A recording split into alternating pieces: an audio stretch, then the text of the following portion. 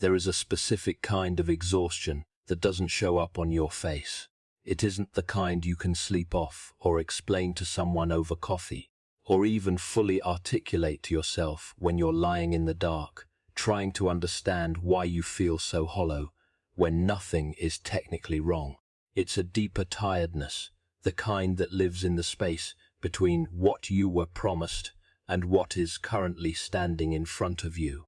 And if you have ever sat quietly with that gap, that enormous, bewildering, almost embarrassing gap, then what you are about to hear is not a coincidence. Because what I'm going to tell you in the next 40 minutes is this: the chapter you have been trying to survive, the one you've been ashamed to admit you almost walked away from, is the most important chapter of your entire story. Not was, is, right now, in the middle of it, before the resolution, before the morning you've been praying toward, before the thing shifts. This chapter, the one that has made you question everything you thought you knew about God, about yourself, about whether any of this was ever real. This chapter is doing something in you that no comfortable season ever could. And I know you don't feel that. I know that sentence might even frustrate you right now, because you have heard versions of it before, and they all felt like someone handing you a greeting card in the middle of a flood. I am not handing you a greeting card. What I am telling you is that there is a logic to what you are living through, a specific, deliberate, almost surgical logic. And by the time this ends, you will be able to read your own story differently, not because your circumstances have changed, but because you will finally understand what this chapter was actually for. Let me ask you something, and I need you to sit with it honestly. When did you first start to feel like you were doing everything right and getting nothing back? Think about the actual moment. Not a general season, a specific night, morning or afternoon. The moment you closed your eyes to pray and felt the ceiling. The moment you opened your Bible, the words felt like furniture, present, solid, just not alive. The moment someone else received the thing you had been fasting for, and you had to smile and celebrate and push down the question that felt too dangerous to say out loud. The moment you wondered, not dramatically, not in a crisis of faith, but quietly, almost apologetically, whether you had somehow misread everything, whether the life you had built your hope around was constructed on something that wasn't quite as certain as you thought. You didn't quit, that's the remarkable thing. You didn't walk away. You kept showing up to prayer, to church, to service, and to the practices that used to feel electric and now feel like maintenance. You kept going, but something in you, something very deep, began to wonder if going was even the point anymore. That specific feeling, that quiet, complicated, almost lonely feeling, is exactly where this message begins. Because what you are experiencing is not the absence of God's attention. It is the evidence of it. And I know that sounds like precisely the kind of thing you've been told before.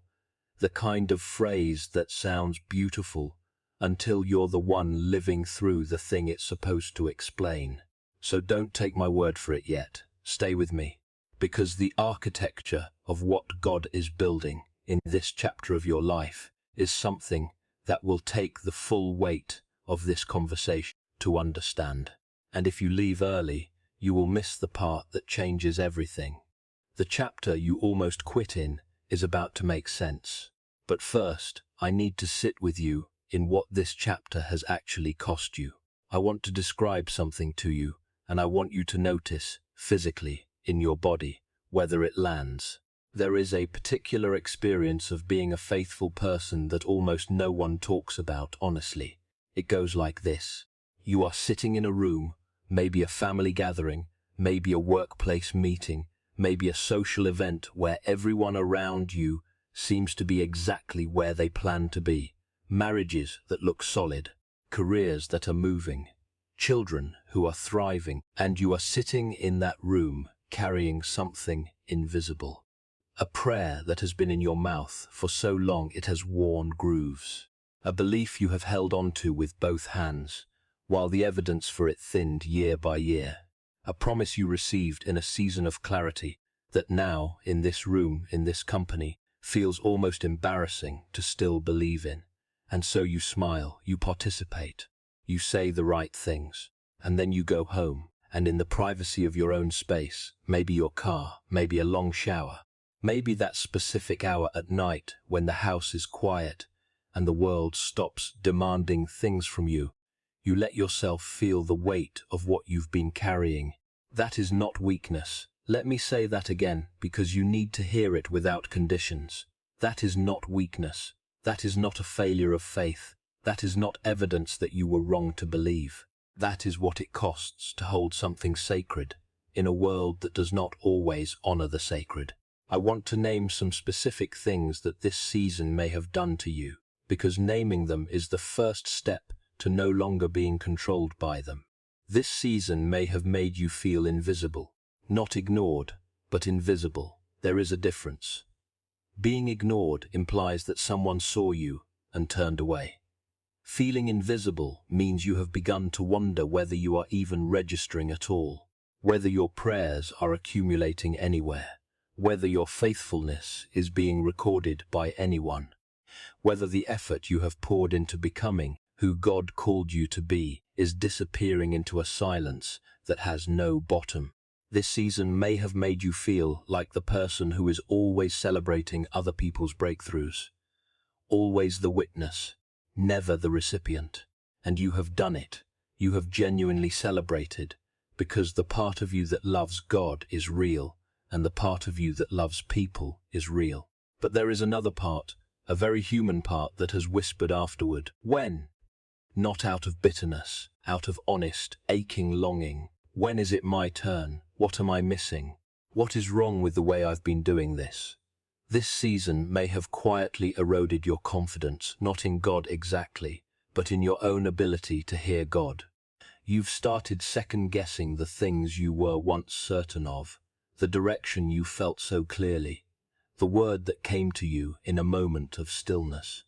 You've held those things up to the light of your current circumstances and found that they don't quite match.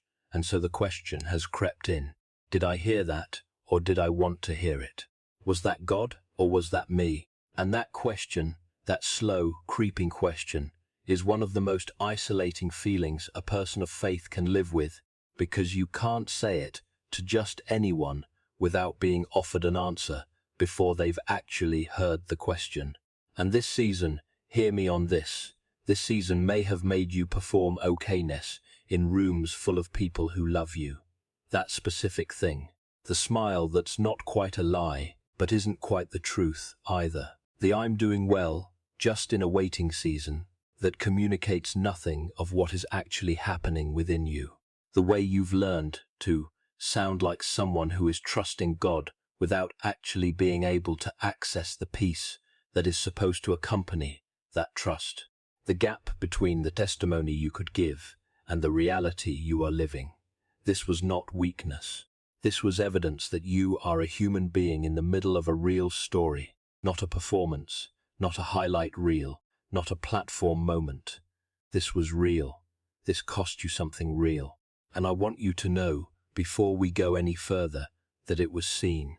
If you've ever felt like your faithfulness was invisible, type "seen" in the comments right now, because what you're about to hear is going to change the way you understand your own story. Now I need to tell you something that may rearrange the way you've been reading your own life. The chapter you almost quit in was not a detour, it was the curriculum. I want you to think about Joseph, and I know you have heard the story of Joseph before. Perhaps many times, perhaps so many times, that the familiarity has anesthetized the shock of it. So I want to give you the part of the story that most retellings rush past, because in that part, the part people are too eager to get through, is where your answer lives. Joseph had a dream. He was 17 years old, and he had a dream so vivid and so specific that he told it to his brothers. A dream about sheaves of wheat bowing down. A dream about the sun and moon and stars aligning in his direction. He was a young man with a genuine word from God, a genuine sense of calling, and a family who already didn't particularly like him.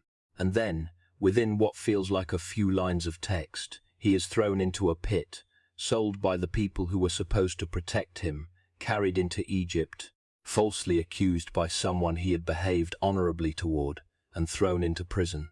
Here is what I want you to notice. The text doesn't slow down to give Joseph a breakdown scene. Read it again. Sit with that. There is no chapter in Genesis where Joseph sits in the pit and has an extended crisis of faith recorded for us. There is no scene in the prison where he writes a lament about the gap between the dream and the dungeon. The story moves from betrayal to prison to palace with a kind of ruthless efficiency that, if you're not reading carefully, you might interpret as meaning that Joseph handled it easily, that the waiting wasn't that hard, that the years in prison were somehow spiritually seamless. But that is not what the text is saying. The text is saying something far more arresting. It is saying that God was present in every single one of those locations, in the pit, in the slave cart, in Potiphar's house, in the prison. The phrase that appears again and again, almost like a drumbeat under the chaos of Joseph's life, is the Lord was with Joseph. Not the Lord eventually returned to Joseph. Not the Lord showed up when Joseph finally got it right. The Lord was with Joseph in the middle of it, in the wrongness of it, in the part that didn't make sense yet. What looked like abandonment was actually accompaniment. What felt like the end of the story was actually the end of a sentence, and the next sentence had not yet been written. C.S. Lewis understood something about this that I want to put in front of you directly. He wrote, "Imagine yourself as a living house. God comes in to rebuild that house. You thought you were being made into a decent little cottage, but he is building a palace." Sit with that image. You came into this season with a reasonable set of expectations. You thought you were asking God to fix a room, maybe 2 rooms, to repair what was broken, to restore what was lost, to return you to a version of your life that felt manageable and good. You were not asking for extraordinary, you were asking for enough. And instead of fixing the rooms, God began tearing out walls, moving load-bearing structures, digging foundations you couldn't see into ground you had no access to. And from the inside, from your position inside the house while the work is happening, it looks like destruction. It feels like destruction. It sounds like destruction. The noise of what God is building in you sounds, from the inside, almost indistinguishable from a collapse. But he is not making a cottage. He never was. What looked like ruin was actually renovation. What felt like God dismantling your life was actually God refusing to let you settle for the version of it that was too small for what he has already written. And there is something else, something about your specific chapter that I need to name with precision. The timing of your waiting is not arbitrary. Seasons of divine preparation always occur before seasons of divine deployment. This is not a coincidence of biblical narrative. It is the pattern. Moses does not lead a nation until he has spent 40 years in Midian learning the desert he would one day navigate. David does not sit on the throne until he has spent years in caves learning what it means to be chased, to be misrepresented, and to be hunted by the very institution he was anointed to serve. Esther does not save a people until she has first been displaced, repositioned, and placed inside the exact structure that would one day need her voice. The preparation always precedes the platform. The hiddenness always precedes the revelation. The chapter you almost quit in is always the chapter that comes right before the one that changes everything. What you called delay, heaven called consecration. Now I need to shift the register of this conversation, because there is something that has been operating in your life that is not just circumstantial, something that is not simply about external seasons and divine timing, something that requires a more honest conversation than the one most people are willing to have. The reason this chapter has been so hard is not only that it has been long, it is that while you have been waiting for your circumstances to change, something in you has quietly, almost imperceptibly, agreed with a story that is not true. Let me be specific. Let me be direct, because love requires precision here. There are three forces working against you in this chapter. The first is external opposition, the circumstances, the closed doors, the delayed answers, and the people who have not shown up the way they should have. This is real. I am not minimizing it. But it is also the most visible of the three, which means it is the least dangerous, because you can see it. You know it's there. The second force is the world system, the constant, low-level signal from the culture around you that your worth is a function of your output, your visibility, and your velocity. The world does not know what to do with a person who is in a season of preparation. It has no category for hiddenness. It has no language for consecration. And so it interprets your waiting as failure. And some part of you, because you live in that world, because you breathe that air, has absorbed more of that signal than you realize. But the third force is the most dangerous. And the third force is the old self. The old self, the version of you that existed before this chapter began remaking you, has been speaking to you in this season. It has been speaking in a voice that sounds like reason. It sounds like pragmatism. It sounds like honesty. It says maybe you were wrong about the calling. Maybe you misread the signs.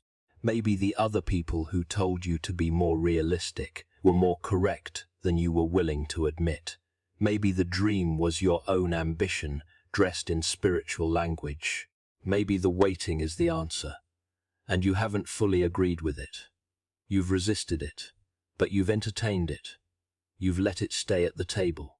You've given it enough time in your internal conversation that it has started to shape your posture, the way you talk about your future, the diminished language you use when people ask about your dreams, and the quiet contraction in your expectations that has happened so gradually you barely noticed it happening.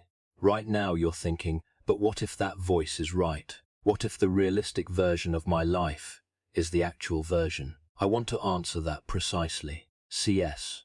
Lewis, in the Screwtape Letters, gave us the enemy's playbook in the voice of a demon instructing a junior tempter. And the strategy was never dramatic. It was never a frontal assault.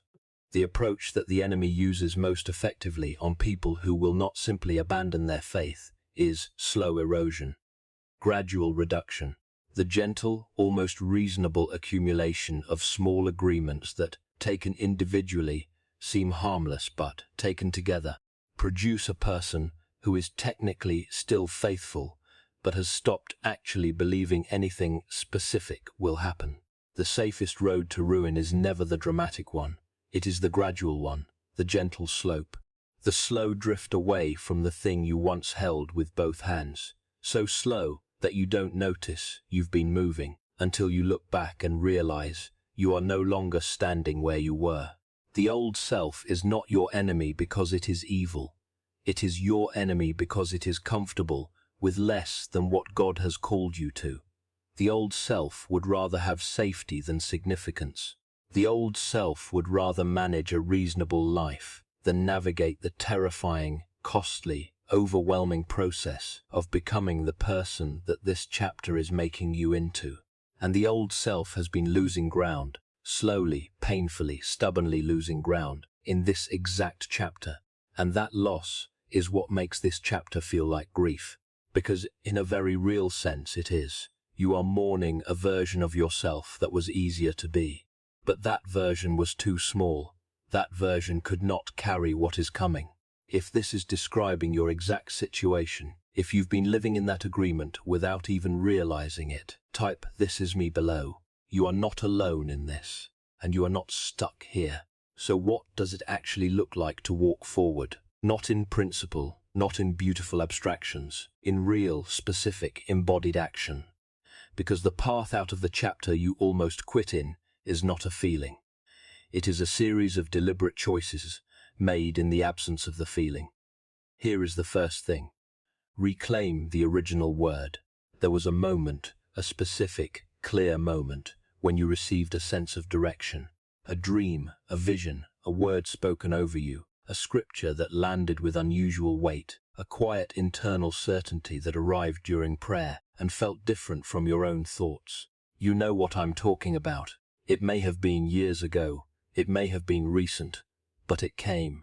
And somewhere in this long chapter, you stopped actively holding it. You kept it. Technically, you didn't throw it away, but you moved it from the center of your daily attention to a kind of spiritual storage, a place where you put the things that are too painful to examine, because the gap between them and your current reality is too large to sit with. I want you to go back to that word, physically if you have it written down, mentally if it lives only in memory. Go back to the original, not your interpretation of it, not the version of it that has been modified by disappointment or shaped by what seemed possible.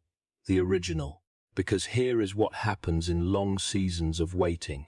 We begin to edit the promise to fit the evidence. We scale it down to something more manageable. We qualify it with so many conditions and asterisks that by the time we're done adjusting it, we're not holding the original promise anymore. We're holding a reduced version that is easier to defend and less terrifying to lose. And a reduced promise produces reduced faith, which produces reduced posture, which produces a life lived slightly smaller than the one God intended. Reclaim the original word, write it back down, say it out loud. Not because the feeling will immediately return, but because the act of reclaiming it is itself an act of war against the erosion that has been happening quietly. The second thing, change the way you talk about your chapter. Language is not just description, it is direction. The words you consistently use to describe your season are not neutral. They are either pulling you forward or anchoring you in place. Listen to how you talk about this chapter in casual conversation. Listen for the words that have become habitual. Still waiting, nothing is moving, I don't know what's happening, it's been so long, and I'm just trying to hold on. These words are not lies. They describe real experience. But if they are the only language you have for this season, they are also constructing the reality you inhabit. Because language is architecture. What you consistently say becomes the structure you live inside. Begin to add, not replace. Add the language of preparation. I am being equipped. I am in the chapter before the shift. What God is doing in me right now is more important than what God is doing for me. This is not denial, this is alignment. You are aligning your language with what is actually true at the spiritual level, even when it is not yet visible at the circumstantial level. And that alignment will, over time, change your posture. And your posture will change what you are able to receive. The third thing, serve the season you are in, not the one you want. This is the one that separates people who come out of their chapter, transformed, from people who come out of it merely relieved. The temptation in a long season of waiting is to withhold your full investment until the circumstances improve, to keep something in reserve, to give 60% because you're protecting yourself from the disappointment of giving everything and still not seeing the shift. This is understandable. It is also the thing that prolongs the chapter, because the preparation is not just about what God is doing in your character. It is also about whether you are willing to serve fully in the place you are currently planted. Joseph did not half-heartedly manage Potiphar's house while waiting for the palace. He gave the house everything. He served with such completeness that the text says everything he touched was blessed. The preparation was the serving. The serving was the preparation. They were not separate. The chapter ends when you stop performing in it and start inhabiting it fully, generously, and without withholding. Serve where you are with everything you have. That is not settling. That is sowing. And the fourth thing, protect your company in this season. There are people in your current environment who are not equipped to carry the vision you are stewarding. They are not bad people. They are not your enemies. But they are calibrated to a lower level of expectation, and prolonged exposure to their ceiling will become your ceiling. This is not elitism. It is stewardship. You are responsible for what you are carrying. You do not have to cut anyone off, but you must be deliberate about where you go for perspective, for counsel, and for the conversations that will shape how you interpret your season. Find one or two people whose faith is operating ahead of yours. Not people who simply agree with everything you feel, but people who have been through their own version of this chapter and come out the other side. Their presence is not inspiration, it is evidence. Evidence that the chapter ends. Evidence that the shift comes. Evidence that what you are living through has a destination. If this message is speaking directly into your season, subscribe and write the word "ready" in the comments. Because something is already shifting, and I want to be here when the door opens. I want to tell you about someone. I won't use her name, but her story is real, assembled from voices I have heard across many years and many conversations about seasons, exactly like the one you are in right now. She spent 4 years in a chapter she could not explain, faithful in her church, faithful in her giving, faithful in her prayer life and her service, and the small, unglamorous acts of consistency that no one was watching or recording or applauding. And in those 4 years, she lost a relationship she thought was the one. She watched a career door close that she had prayed open for 2 years, and she sat with a dream that seemed to be getting quieter and quieter, like a signal fading at the edge of a broadcast range. She almost quit the chapter in year 3, not her faith, her expectation. She decided that the reasonable thing to do was to lower her vision to match her reality and call it maturity. And then, not dramatically, not with a flash of light or a thunderclap, the chapter turned. A door that had not existed the week before suddenly opened. A relationship formed that was so specifically suited to where she was going that it could not have existed in the season she had prayed it into, because she was not yet who she needed to be to receive it. The career that replaced the closed door was not a consolation prize, it was a destination, and the dream that had gone quiet had not disappeared.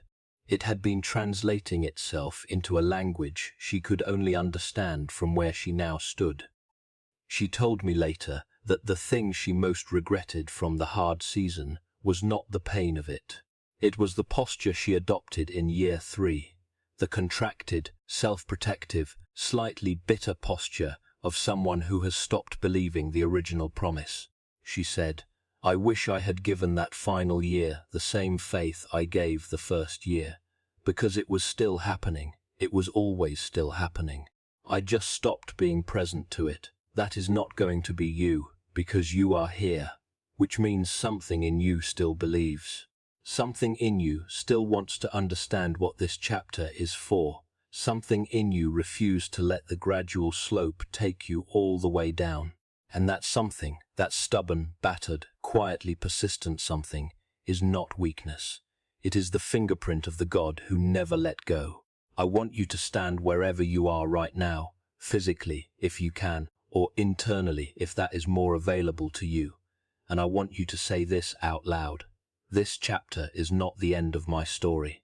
This chapter is the making of it. I am not behind. I am not forgotten. I am not the exception to the promises I have read. I am in a season of preparation that is working something in me that comfort never could. The waiting has not been wasted. The silence has not been empty. The things I could not see moving have been moving. And I am walking, right now, today, from this moment. I am walking into the next chapter as someone who has been formed, not merely survived. I am no longer defined by the length of the chapter. I am defined by who I am becoming inside it. I am not invisible. I am not overlooked. I am not behind. I am exactly where the story requires me to be. And what is coming has already been written. And it is better than what I have been able to imagine from inside this chapter.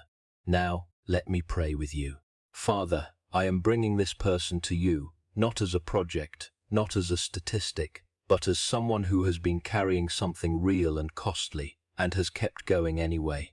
And I am asking you to do what only you can do in the next part of their story. Restore the original word. rebuild the original expectation. Break the agreement with inadequacy that has been growing quietly in the long season. Bring the companions who belong to the next chapter. Open the doors that have the right things on the other side of them, not the doors that look right from the outside, but the ones that lead where you always intended to go. And in the days between this prayer and the visible shift, sustain them with a peace that has no human explanation. Let them feel, in their body, in the quiet, that they are held. Not held still, held forward, into the chapter that makes everything before it makes sense. Amen. If this prayer landed for you, if something shifted while you were in it, type Amen below. And if you know someone who is sitting in the chapter and almost quit, share this video with them today. You may be the reason their season turns. I want to close with this. The chapter you almost quit in is the chapter that the next version of you will look back on with a kind of reverence. Not because the pain was good, not because the waiting was easy, but because of what was built in you during that chapter, the specific, unkillable, unreplicable quality of a faith that was tested and held. That is a thing no comfortable season could have given you.